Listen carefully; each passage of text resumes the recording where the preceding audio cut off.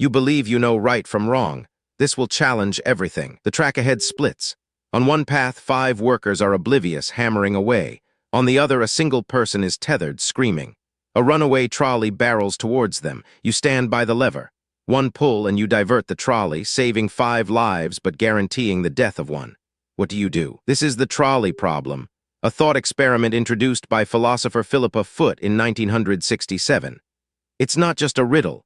It's a profound dive into our ethical frameworks, forcing us to confront the uncomfortable calculus of life and death, and the very nature of moral choice. Initially, most people lean towards pulling the lever.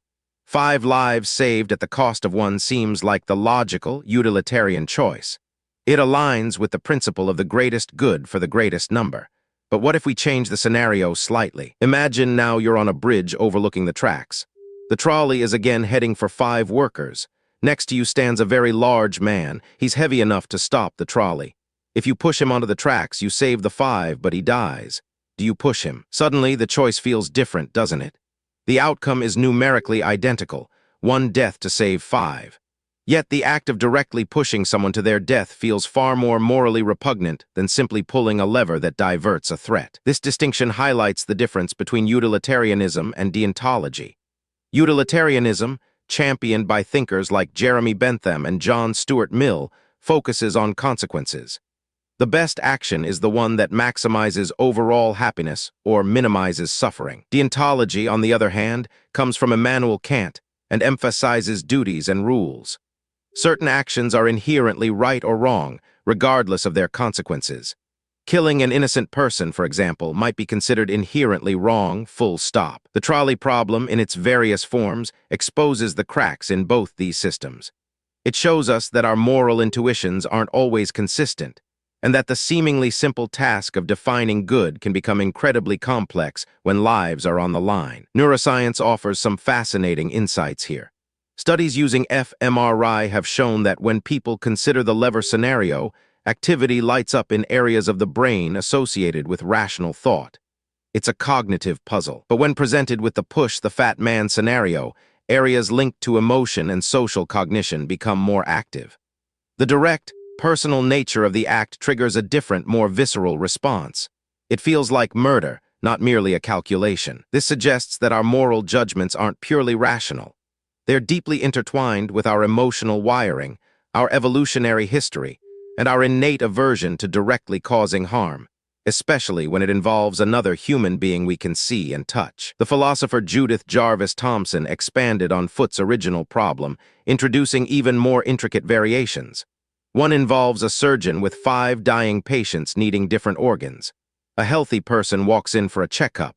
Do you sacrifice him to save 5? Again, the numbers are the same, but the scenario feels horrifyingly wrong. The healthy person hasn't threatened anyone. They are simply in the wrong place at the wrong time. This brings up the concept of rights. Does an individual have a right not to be used as a means to an end? These thought experiments aren't just academic exercises. They mirror real-world dilemmas, albeit in exaggerated forms. Consider autonomous vehicles programmed to make split-second decisions in unavoidable accident scenarios. Who lives, who dies? Should the car prioritize its passengers or pedestrians or minimize overall casualties?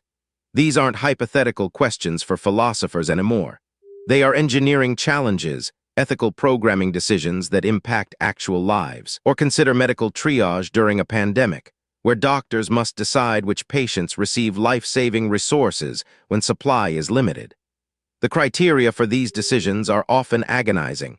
A real-life trolley problem played out in hospital corridors. The trolley problem also touches upon the concept of moral luck. Imagine 2 individuals, both intending to swerve their car to avoid a child, but one succeeds and the other, due to a sudden mechanical failure, does not.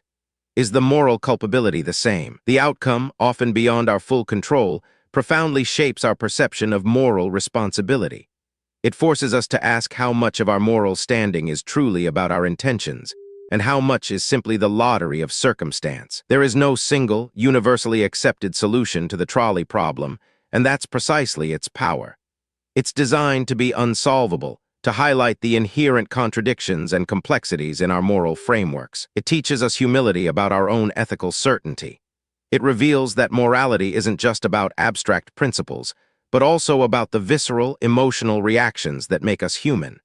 It's about empathy, aversion to violence, and the deep-seated value we place on individual life. Understanding these dilemmas helps us navigate the gray areas of life. It encourages us to think critically, to question our first impulses, and to consider the profound implications of our actions, even when those actions are inaction. It reminds us that the pursuit of a moral life isn't about finding easy answers, but about courageously confronting the difficult questions and accepting the discomfort of their ambiguity. It's in these struggles that we truly define our values. The trolley problem isn't about finding the right answer, because there isn't one. It's about the process of wrestling with the unanswerable, of understanding the forces that shape our moral compass, and in doing so, gaining a deeper insight into what it truly means to be human. What other moral dilemmas keep you up at night?